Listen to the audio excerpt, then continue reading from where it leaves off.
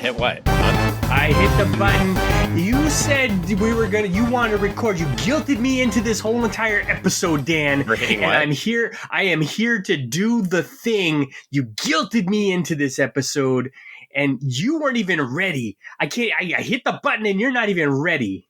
Oh, I apologize. I mean, I'm grabbing like history books and all sorts of cool references to share with our listeners. But, you know, like you can just keep saying I'm not ready. That's fine. I know, because I've been ready all day long. I mean, admittedly, I got after you guilted me. I got an hour and 40-minute notice to do this podcast. So, and it's probably, and admittedly, I probably should have been ready this weekend. But this as we alluded to in our last episode, this is a retelling of the Iron Man origin. So there was a little bit of history stuff for me to pull. Not a ton. It wasn't invisible. That's for sure. The invisible Iron Man. Yeah. He's definitely not invisible. He's like a big lead looking thing. Well, that's on the original. And on this cover, however, he's in his suit. It looks like got a beautiful Bob Layton cover. It looks like he's at a rave. We got a Bob Layton cover with Kirby Crackle. Yeah. It's pretty fantastic. Actually, this cover is really freaking cool. It is rad. It looks like a concert poster or like a, you know, like, I don't know, an album cover or something. It just looks just rad. Like, I want this on my wall. That's how awesome it looks. It sort of reminds me more of like Silver Surfer than Iron Man. Like, yeah, kind of. 10,000 the Kirby Crackle, I guess. Yeah. It's just so cool. Well, anyway, it is a cool cover, and we are coming out of issue 121. We resolved the story. Well, we haven't resolved it, but we found out that Roxxon Petroleum? Roxxon Oil. Petro? Yeah, Petro. They're oil bad. or Petro? Well, they're bad. Roxxon, the bad guys. Roxxon. And we got a new CEO villain. Mm-hmm. We're going to find out really quickly if they are brought to justice. But yeah, we got a new villain. We're continuing on the Demon in a Bottle storyline. And we're on our way. And I did warn everybody last episode. I'm just going to tell you now. Greg and I are going to talk about this issue. It's a retelling the Iron Man origin, and we're going to talk about race and depictions of Asians in comics during this podcast. So if that's something that makes you uncomfortable, join us for the next issue. I would just say skip this one, come back, and we'll continue the storyline for you. And if you're okay with us chatting about it, that's fine. And of course, you know, if you have feedback for us, you can always leave feedback for us on Facebook, on Twitter, or on Instagram. We'd welcome your feedback on this discussion too, because whenever you're looking at historical pieces, it can be difficult to chat about. So we're going to do our best to work through the issue. But we are looking at Invincible Iron Man 122, and it is a retelling of Tales of Suspense number 39, the Iron Man origin. Wow. And so there's a little bit of lead up we'll go through in the book. And then it's really interesting because we actually switch artists this issue. We do? Yeah. We trade old junior mint. We get rid of Johnny Romita Jr., my favorite artist of all time. Yeah. If you've listened to us at all, you know that's sarcasm. Just to be clear.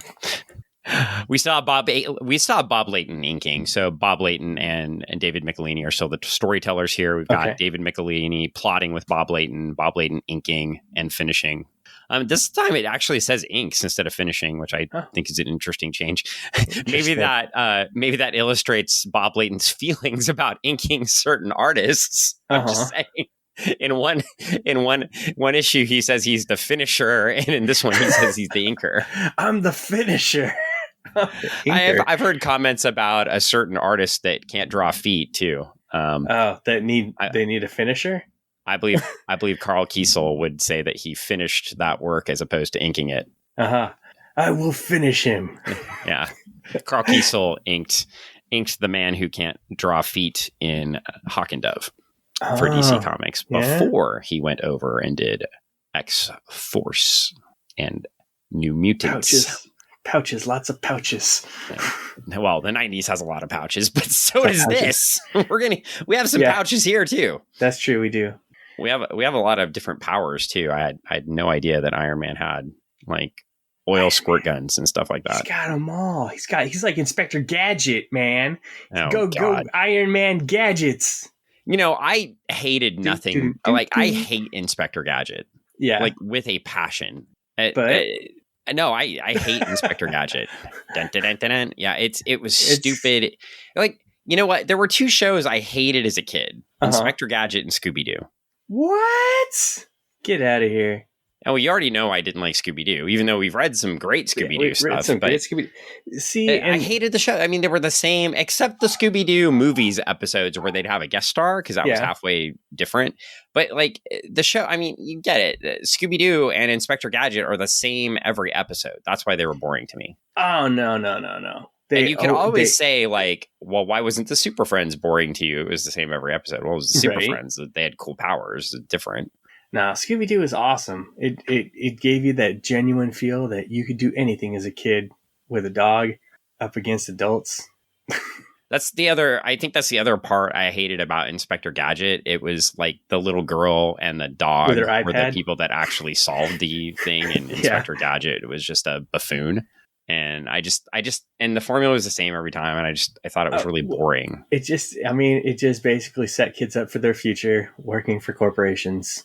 You Maybe do all the work with your and somebody else gets the credit. I mean, I'm just speaking from I know nothing of this experience. I guess, I mean, personally, I just don't. I also didn't like it because I want my superheroes to be superheroes, right? Like, I don't want them to be just like grossly incompetent.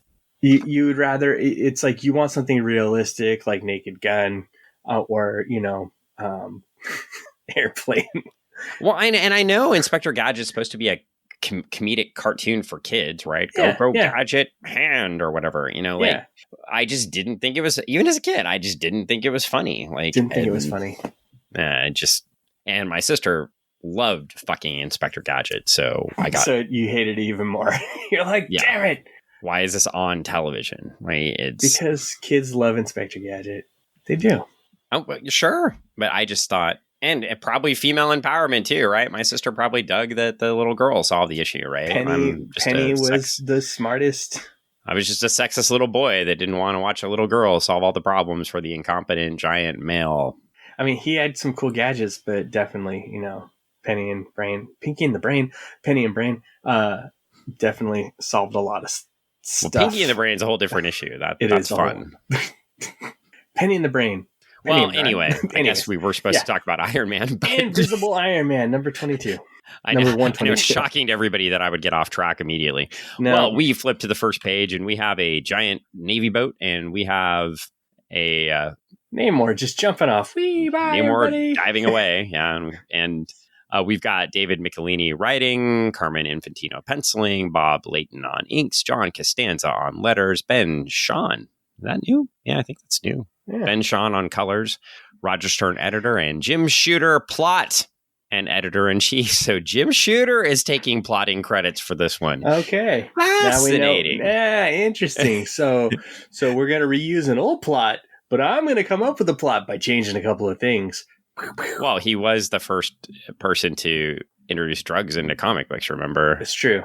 Yeah, he told everyone. So, and on top of that, we've got... It's interesting that Bob Layton has been co-plotting these with David Michelinie, but all of a sudden Shooter's in on the plot. So the Layton really, this is interesting. I would love to interview Bob Layton about this because Bob Layton steps back substantially on this issue from what he's saying his contributions are. And this is probably the most controversial issue of the group that we're going to read. Mm-hmm. It's almost like he knew. He knew.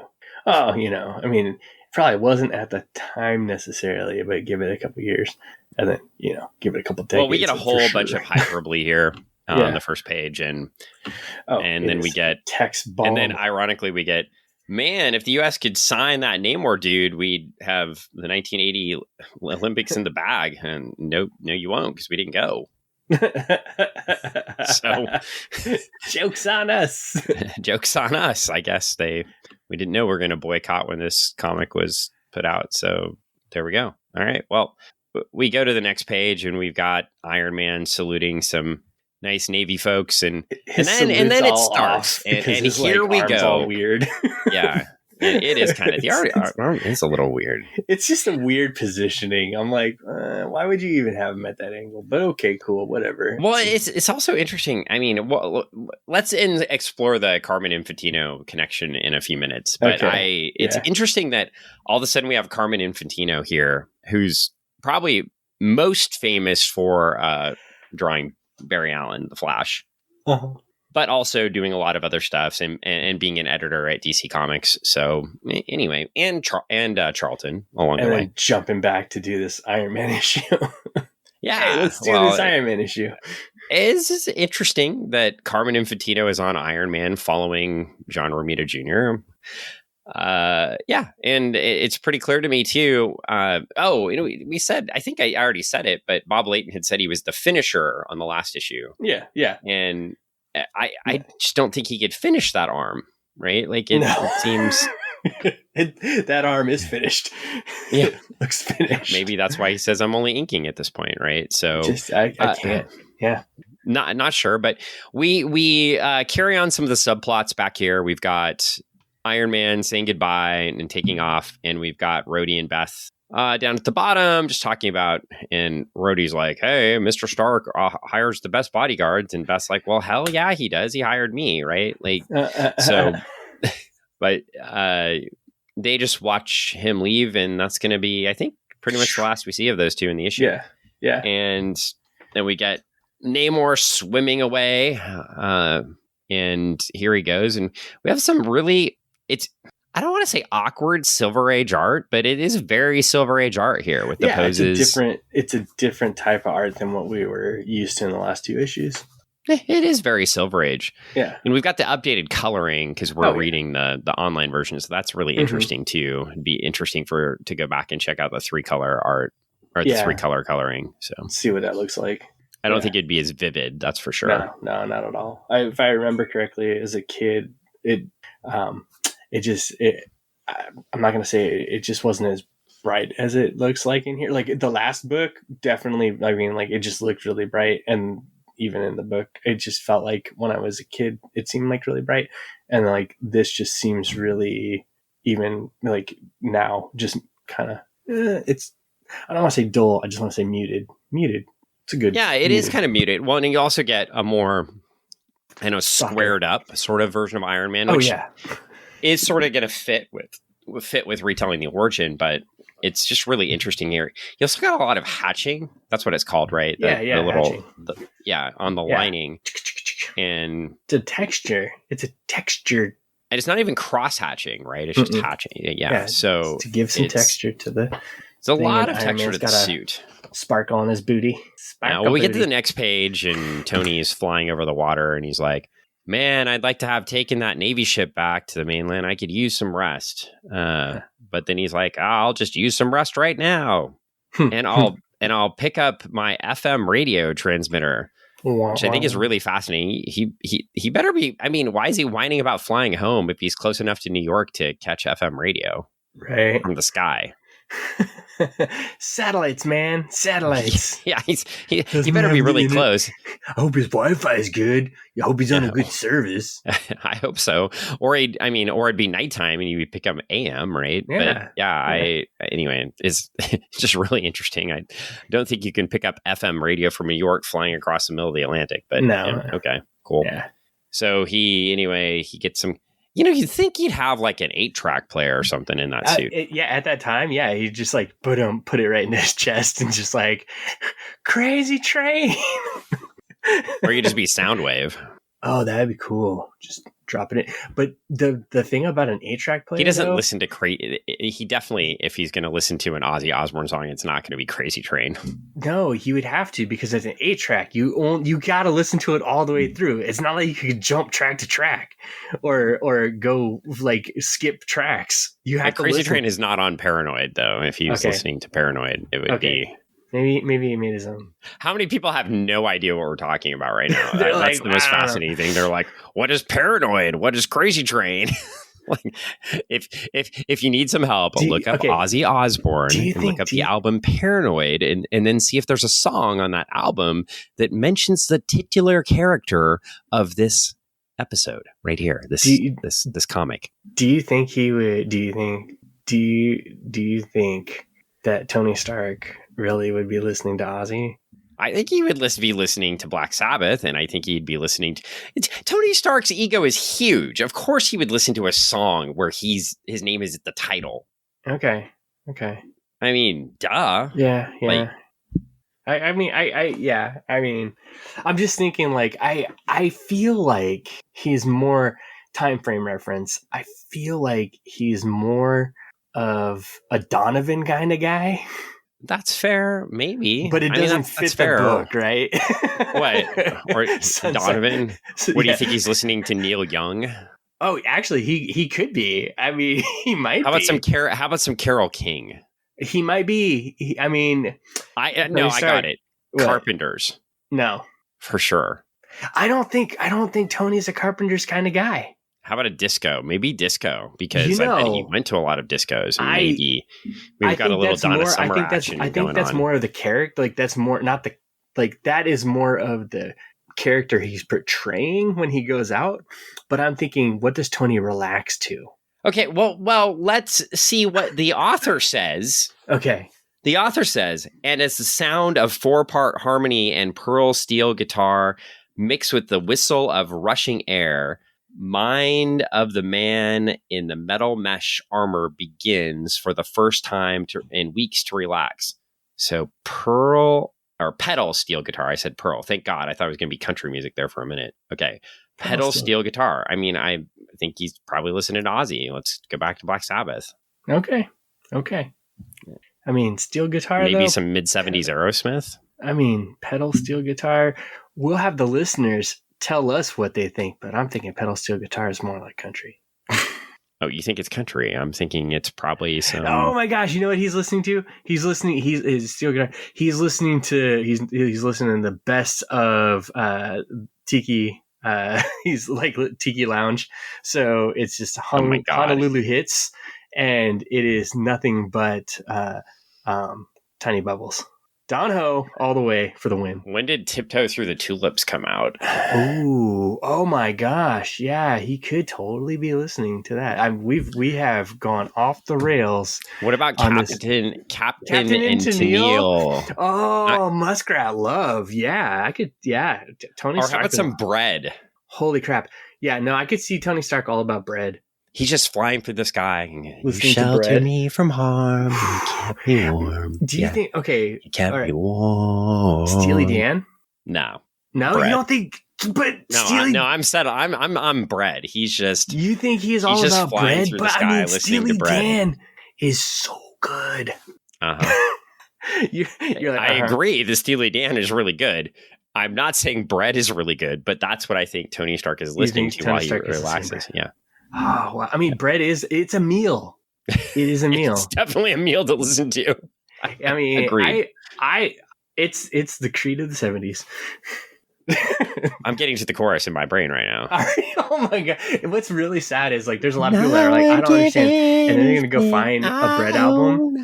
Yeah. It's like, they're going to go find bread like online. They're going to be like, oh my gosh, I got to find what this music is. And they're like, dude, right. They're going to be vastly disappointed, right? They're going to be like, this is like, they made me go listen to like the Nickelback of the 70s. I want to be clear, 70s. I didn't make you listen to anything. And the Nickelback of the 70s is Styx. Oh no, get out of here. No. I mean, you're maybe right. I'm not wrong. It doesn't mean I don't like Styx. I mean, the Nickelback of the 70s is clearly Styx. They're so good though. They're so good. It's because Styx had that one comeback album where that made them no money, where they played in the little tiny theaters in the early 80s. They were so good. Same thing is they got a tiny bit of critical acclaim, and then Dennis DeYoung went off to be a Christian rock star. So they became great. Well, they broke up, but yeah. They had that one song in 87, Show Me the Way. Show Me the Way. Yeah. And then well, now we're real. Okay, so anyway, we set it on bread. Oh, wow. Okay, so we just want to give everybody a feeling for the time period, because this is the time.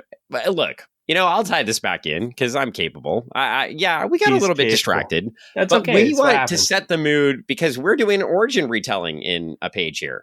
Yep. And whenever you do an origin retelling, it's usually to update your audience with an origin, but update it to the time we're in. So we're updating the original 1963 origin of Iron Man to 1979. Yep. And so it is kind of important to sort of talk about what the context is going, what context of the times, right? Context of the times, music, and other things like that. And where Tony Stark would be mentally. And so let's jump in. So let's flip a page. Turn that page. Whoa, I like that top panel there. And he's thinking, a time when one man had to become two. That's such a cool We go back to Vietnam, the 1960s, a secluded laboratory within the United States Defense Perimeter, the research sanctuary of millionaire inventor Anthony Stark. Who's that guy? I don't know. I only know Tony Stark. Anthony Stark must be his dad. Anthony Stark is the name they gave him in the original issue, I believe. Oh, okay. It sounds more grown up. It does sound more grown up. It does sound like his dad would be that too. So, yeah. Well, Anthony Stark is making some cool things, and he's playing with magnets and transistors. Ooh, cool. Transistors are pretty amazing. I didn't know transistors could pull things apart. Well, get them strong enough, they can do anything. Well, also, what was one of the big things at the time, though? A 9-volt battery transistor radio, right? Yeah. So obviously transistors were a thing then, but we also had started to taking that same smaller you take that same 9-volt battery transistor radio, rearrange how the frequencies are sending back, and you can turn it into a metal detector. Did it? Yeah, and that's what inspired the Insane Clown Posse to write their really, now that we know, insanely Christian song. It's miracles, man. Miracles. Yeah, like the tides. Yeah. I mean, I don't even know how it works. Which you enlightened me on. I had no idea. I thought they were being sarcastic. Oh, yeah, no. And you were like, no, they're not. This whole time I thought they were being sarcastic. Well, anyway. Now people are going to be like, I can't say that I'm disappointed because I'm not sure they could do anything that would spark my interest enough to make me disappointed in them. But it's very bizarre. I'm sorry. I can't. It's just, I didn't mean to disappoint. I wasn't trying to. I guess I just didn't think anybody was that dumb. They're not. They're geniuses.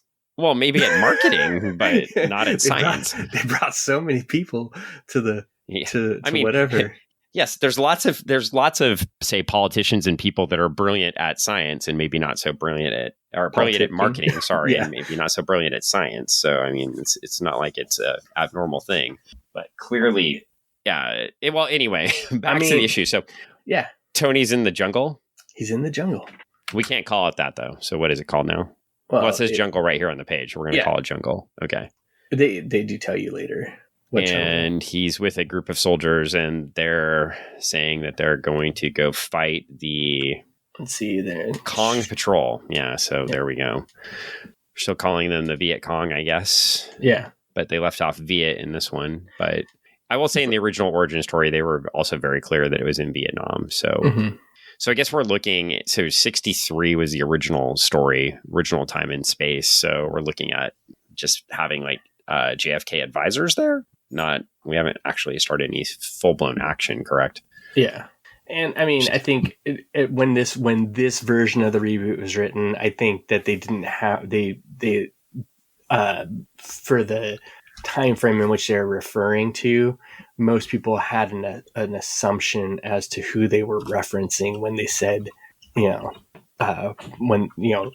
in this place and they're looking for these people based off of that truncated name, right? So, yeah, there's certainly worse names they could use. So that's true. At least we didn't go there. A million other worse names. And I'm glad they did. Of course, historically, the U.S. withdrew from Vietnam on March 29th, 1973. So it's been 6 years, about 6 years since the U.S. left Vietnam when we're retelling this story. Yeah. And it was a couple years. It said, and in 61 after 2, I'm just going to look, I'm using the awesome source, the History Channel, but why not? Yeah.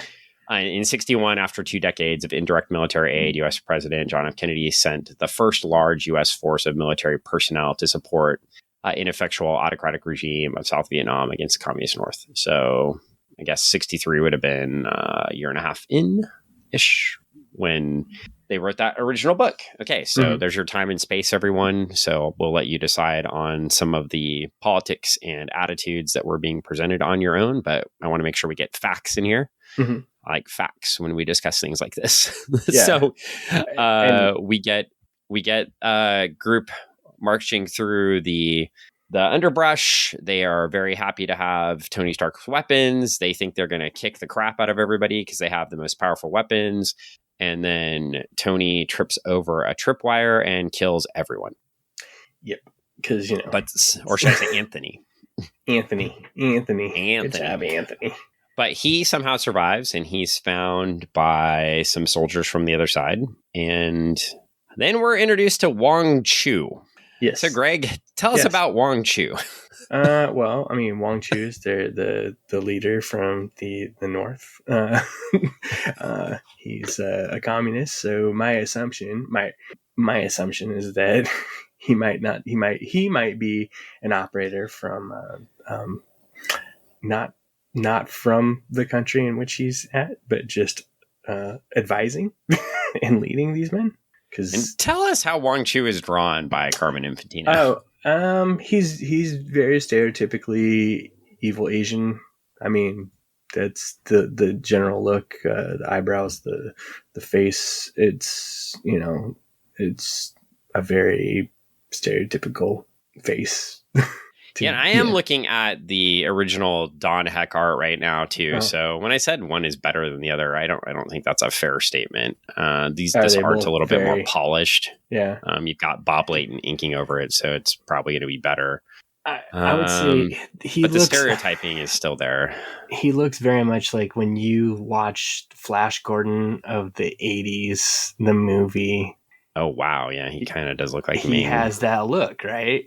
And you're like, oh my gosh. And as a kid, my reference points for, like family and stuff like that, I was like, oh, I guess we're all the bad guys then.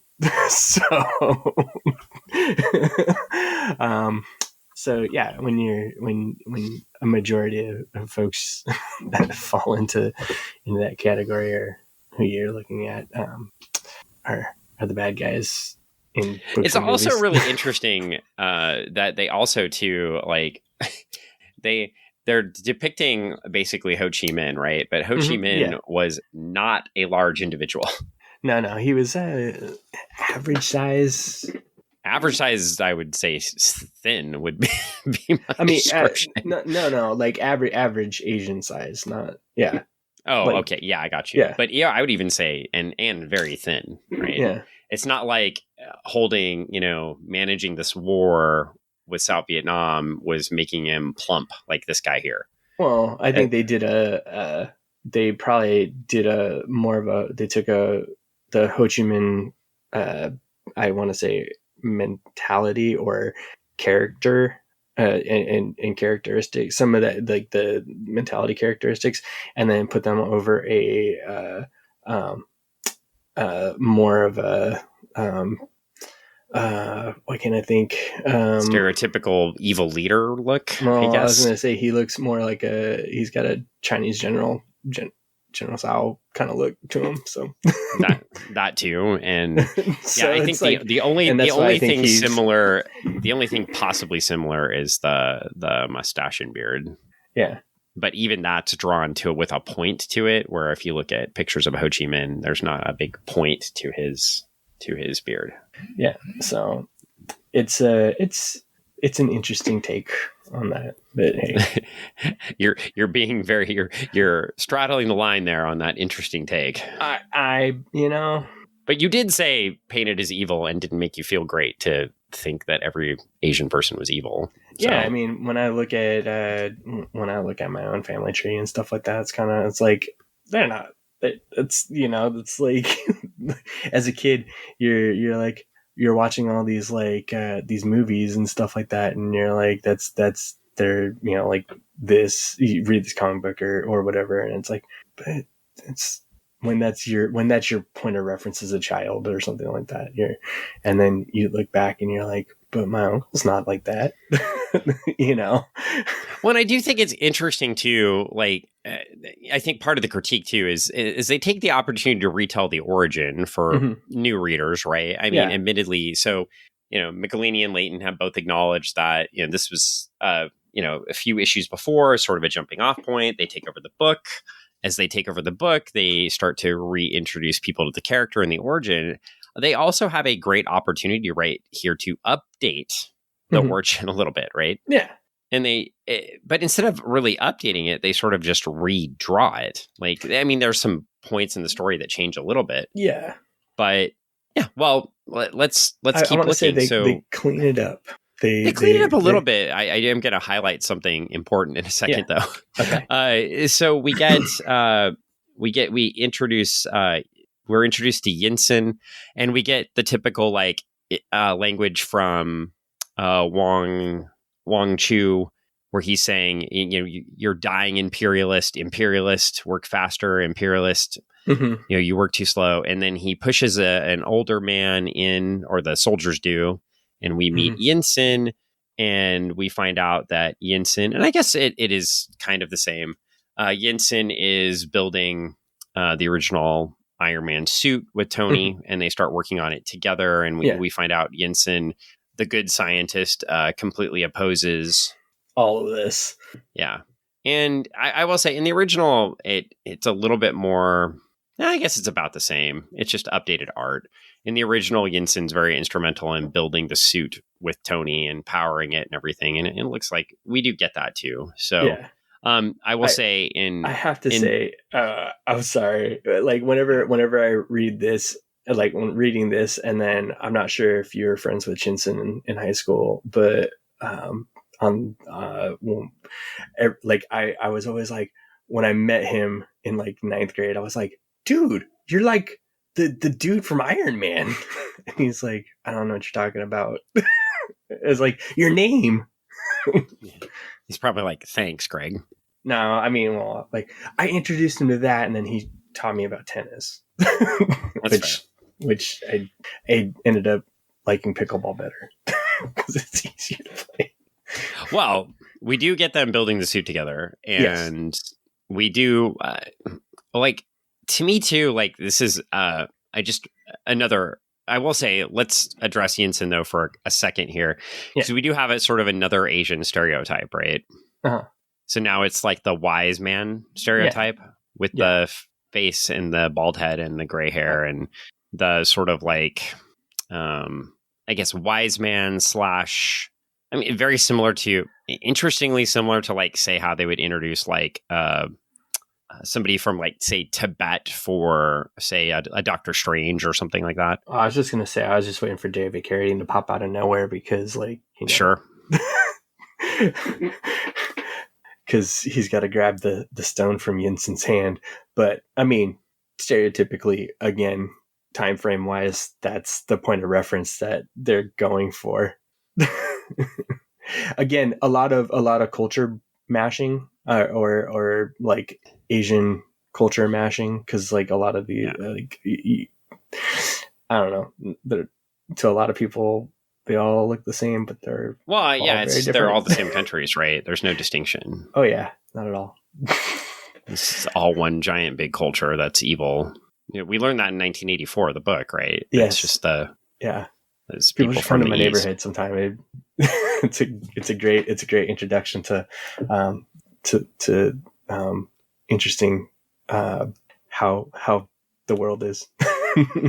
Well, and then looking here too, it's interesting again. Like they had, and again, I think we get to criticize a little bit, right? They have an opportunity to update it, and they choose not to, right? They could have.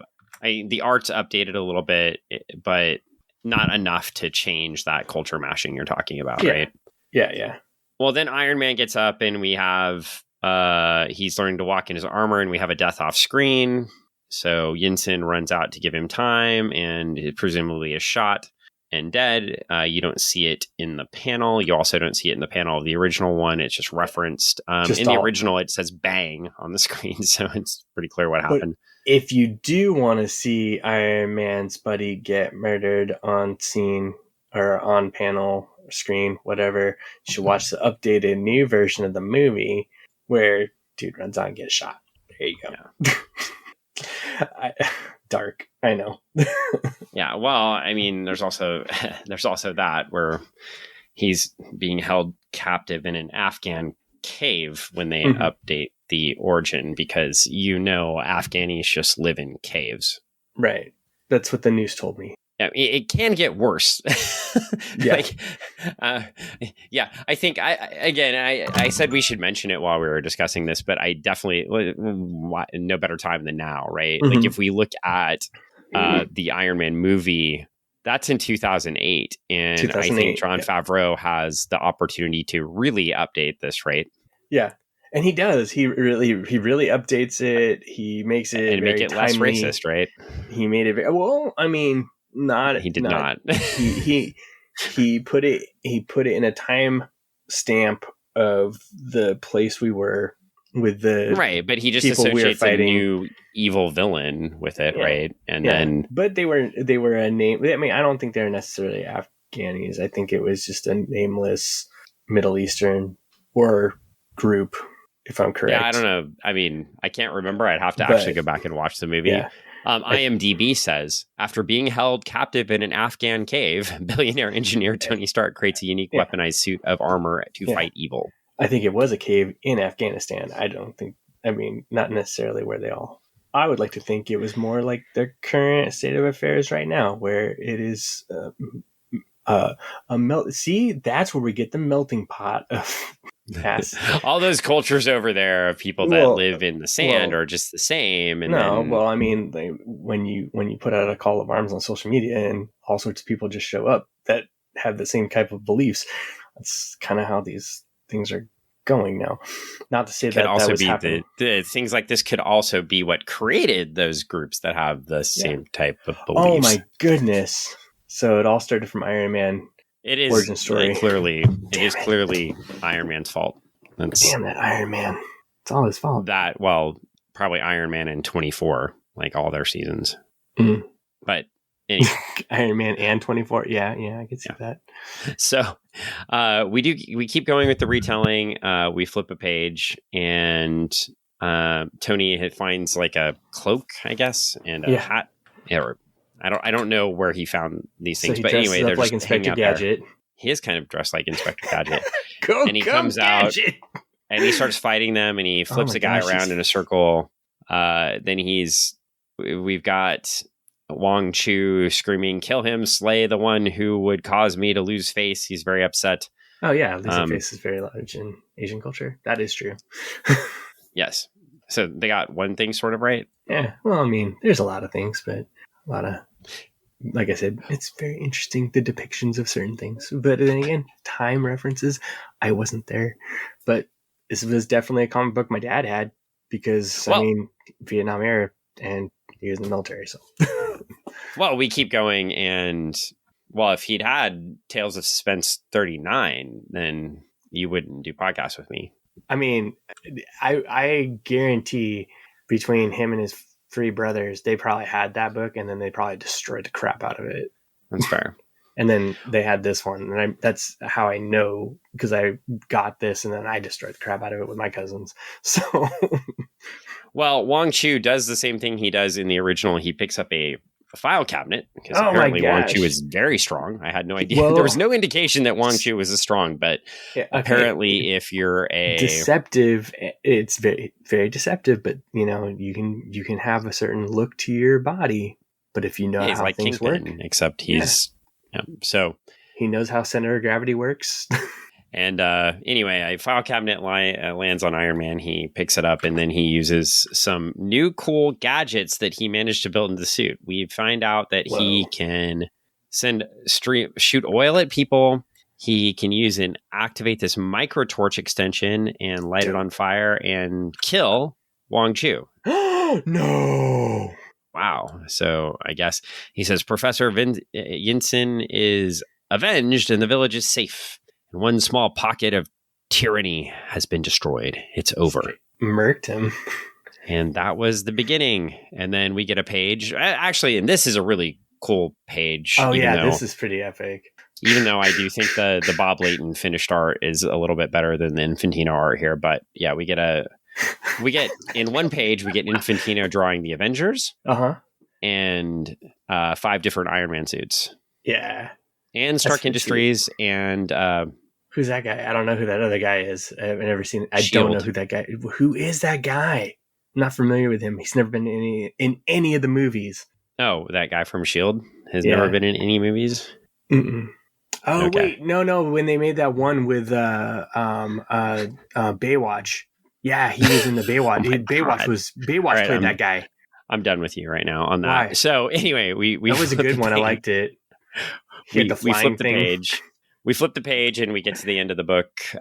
He's approaching the easternmost tip of Long Island, and we get a report back from an evil guy, Mr. Hammer. Oh my gosh! Our Monitoids report that Iron Man has been seen over Montauk Point. By the way, do you know why I know about Montauk Point in comics? Stranger Things. Ooh, that's a good one. But no, that's not what I was going for. Oh, okay. Montauk Point is the home of the Legion of Superheroes Academy. Oh, interesting. In the 30th and 31st century. I just thought it was interesting. It's referenced in both places. But all these writers lived in New York, so not surprising. Well, I mean, and Montauk Point being the place where all the weird scientific experiments happened on the old military base. That's where essentially Stranger Things was, the idea from it came from. So we get a big baddie villain, and we reference issue 118 through 120, where I think when we covered 120, I mentioned this, but there had been some malfunctioning going on in Iron Man's suit, and these guys had been causing it. And so I bet in the next issue, called Casino Fatale, supposedly, that's what it's called here anyway. We'll find out in the next issue if it's really called that. But we're going to find out more about Mr. Hammer and his attempts to stop Iron Man. Oh no, Mr. Could be in real trouble. Yeah, I mean, he's gonna drop that hammer on him. So what are your thoughts? Hammer don't hurt him.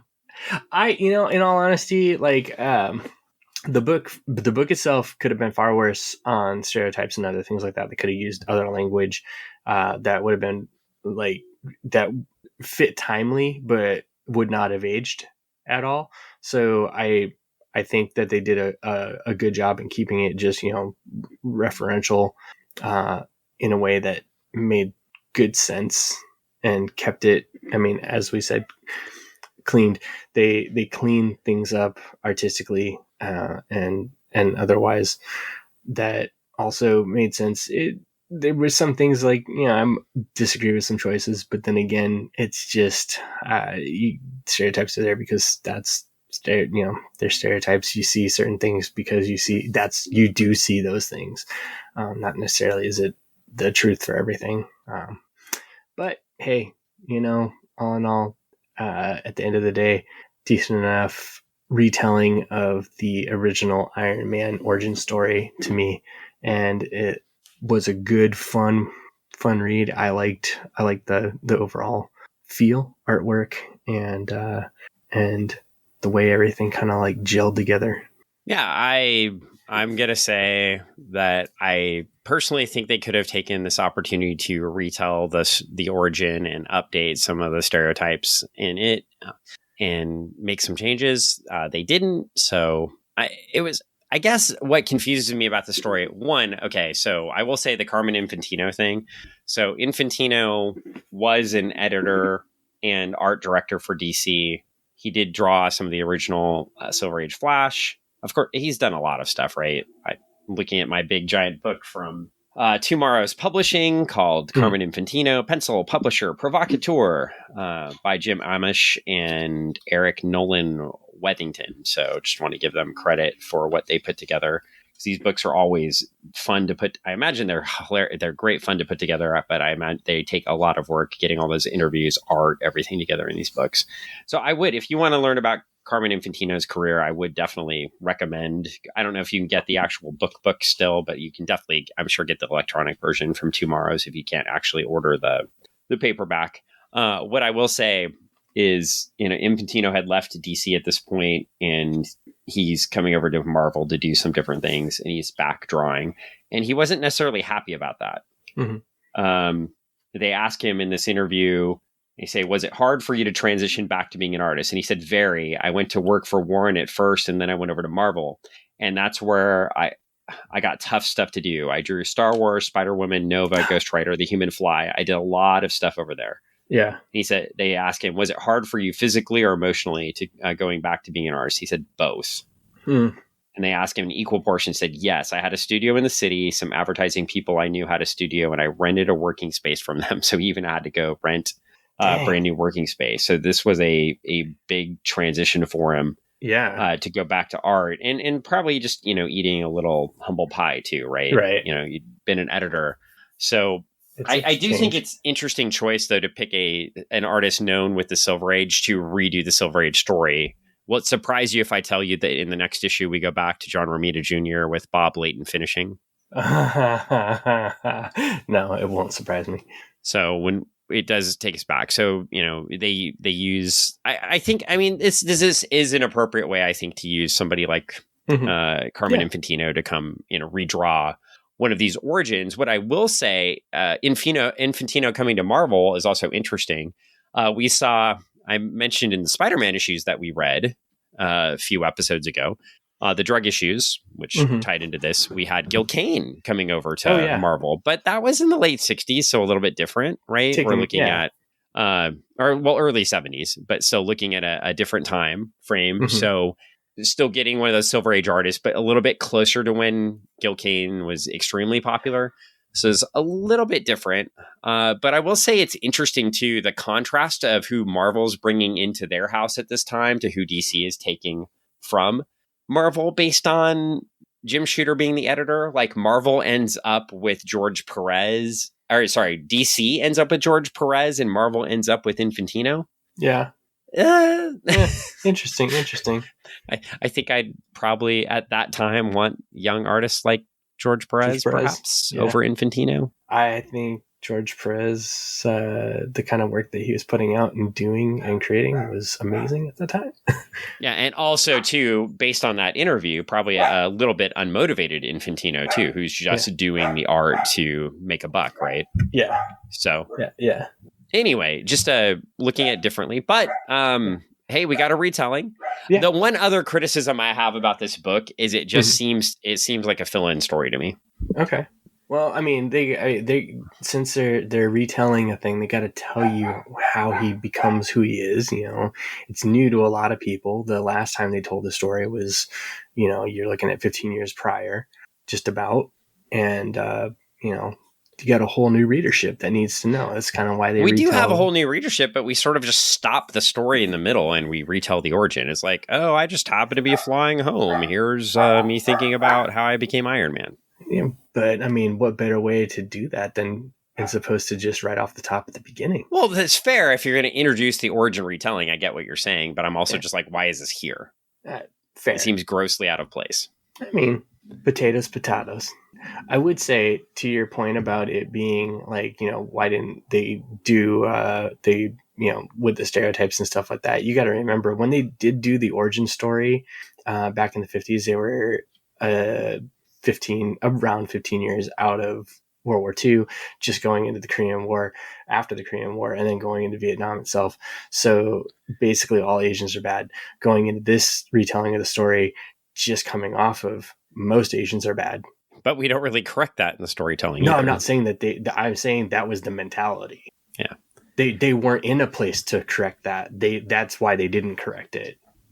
So it's hard to say, how come you didn't correct it when as a culture, America wasn't there yet. So, I mean, considering the fact, my grandma coming here, my mom and my uncles being told they had to go to a segregated school because they weren't white. Right. So, I mean, that's the time and place we're at in in the first telling of the story, right, in the 50s. So, and in this retelling, 15 years later, we're still not that far removed from that. My That's dad fair. having to get a pass to marry my mom because the military was still like, well, we're just coming off of this, we're still gun shy of these interracial marriages. And Japanese people are definitely Vietnamese.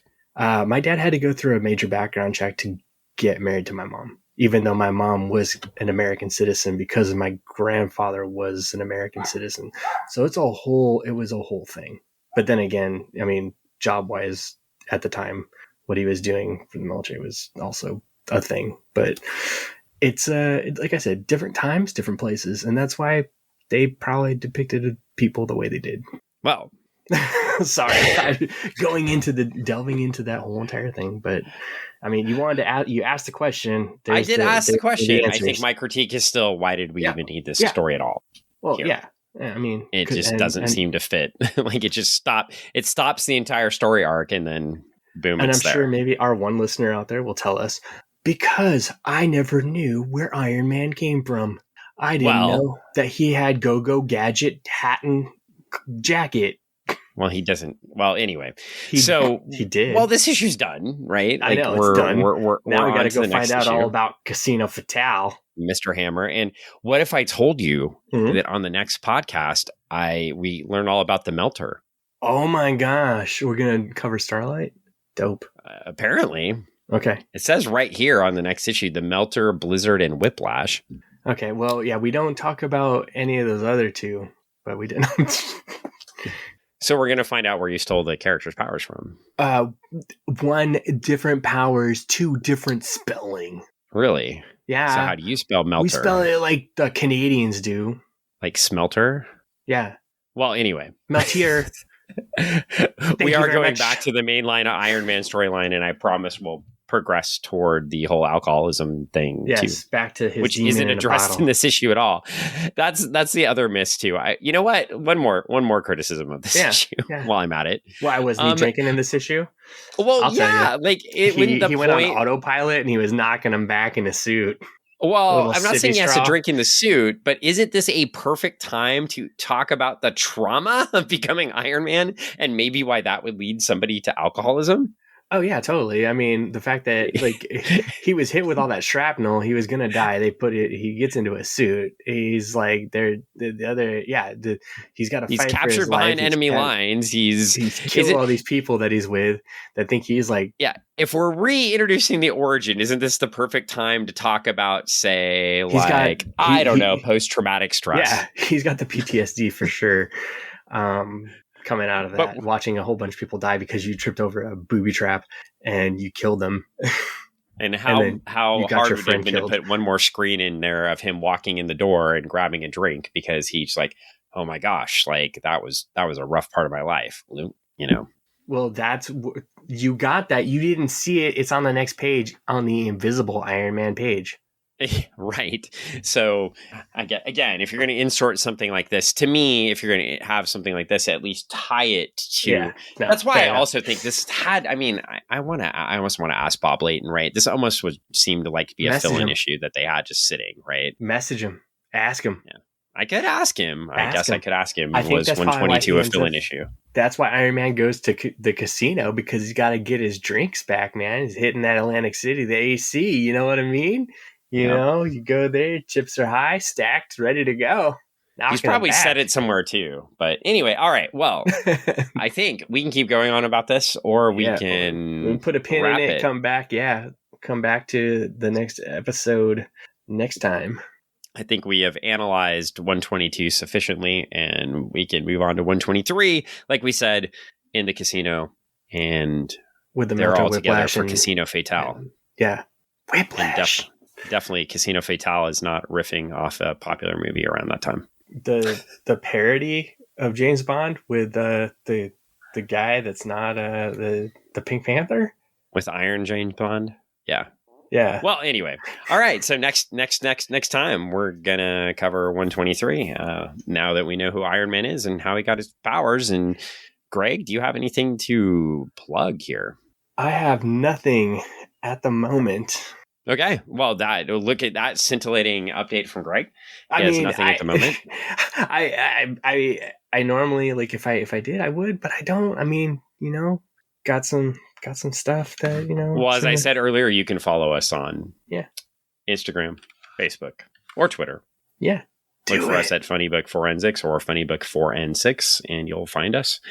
You can also find us on Castos now. So that is our new home. Castos.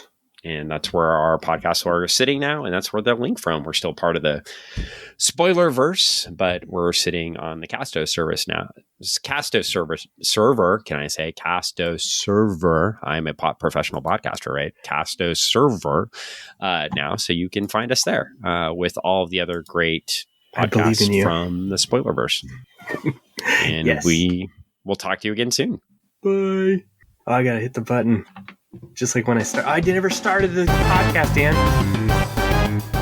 You're joking, right?